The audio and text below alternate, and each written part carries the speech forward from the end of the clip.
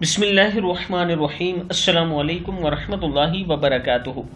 عابد راجہ channel کی طرف سے آج میں اپنے دوستوں کو رسول اللہ صلی اللہ علیہ وآلہ وسلم کا ایک بہت ہی پیارا فرمان بتاؤں گا۔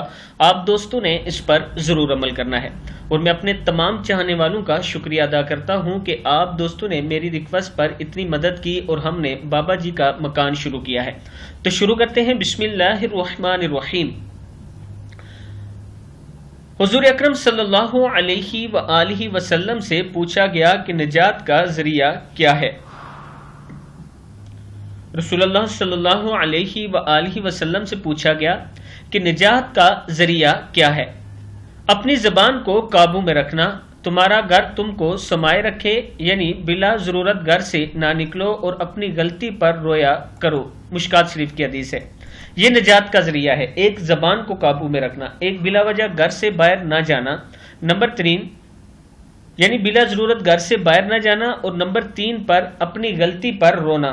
یہ نجات کا ذریعہ ہے۔ جب آپ سے غلطی ہو جائے تو اللہ کے حضور توبہ استغفار کرنا اور رو کر اللہ سے معافی مانگنا، یہ نجات کا ذریعہ ہے۔ اگر آپ یہ 3 کام کریں گے تو انشاءاللہ آپ کل نجات پائیں گے۔